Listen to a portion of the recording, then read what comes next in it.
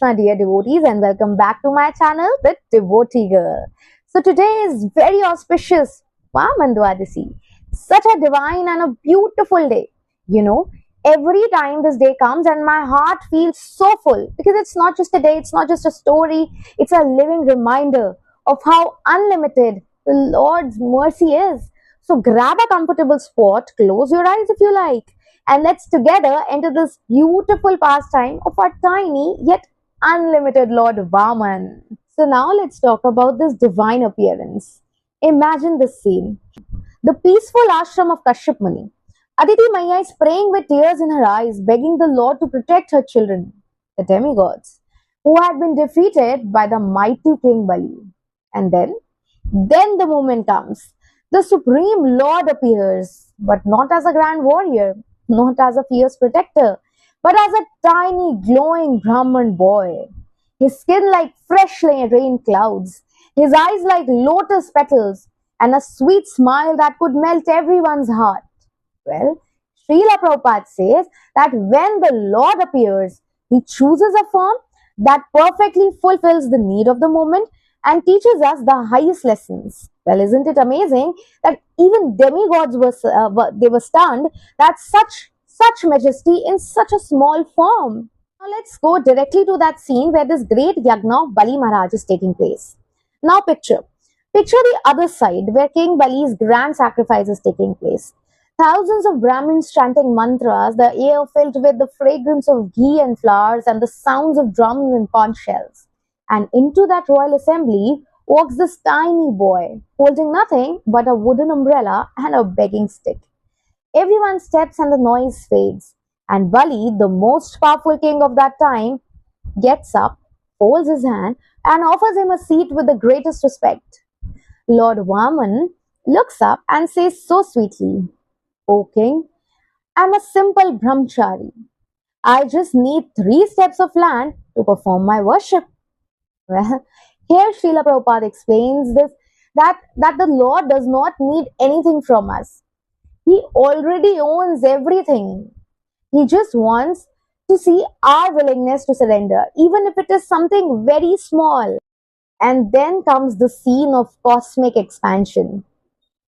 You know, this very moment, this very scene gives me goosebumps every time I hear it. King Bali promises the land, and then suddenly that little dwarf boy begins to grow and grow and grow. In just a blink, he covers the entire sky. His legs stretch across the universe. His arms reach beyond the planets. His toes pierce the covering of the universe. And from them flows the sacred Ganga river.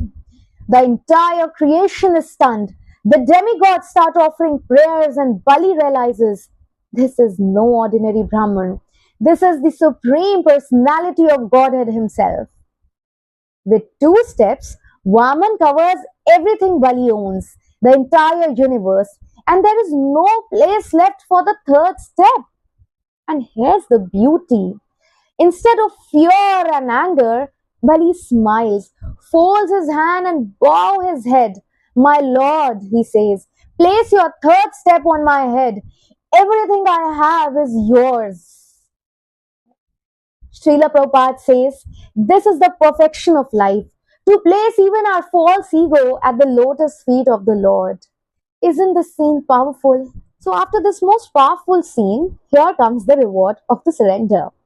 So what does the Lord do? Does he punish Bali for trying to control the universe? No. He blesses him even more. He gives him Sutalok, a place more opulent than heaven, and promises, "I will personally guard your door, Bali." Imagine that. The Lord himself becoming your doorkeeper. This is his nature. When we surrender everything, he gives us more than we could ever imagine. And more importantly, his personal shelter. So after getting the personal shelter of the Lord, do you think that there is anything else required? I believe the answer is no. So how can we celebrate this beautiful day? Well, there are a number of things that we can do. Amongst them, one can be, we can read 8th canto of Srimad Bhagavatam, specifically chapters 18 to 23. We can chant extra rounds and sing kirtans in the Lord's glory. Make small special offering, maybe some sweet rice or laddus, and offer it to Lord Vaman. And if possible, listen to Srila Prabhupada's lecture on this pastime. His voice carries so much of depth and love for Krishna that, once you hear it, you will experience it. So today, let's all pray for the humility of Bali Maharaj and the faith to say, my Lord, everything that I have is yours. Because truly, when we offer ourselves fully, that's when Krishna gives us his heart. Thank you everyone for joining me in this meditation on Vāmana Dvādaśī. Share in the comments how you are celebrating or what touches your heart the most about this pastime. Hare Krishna.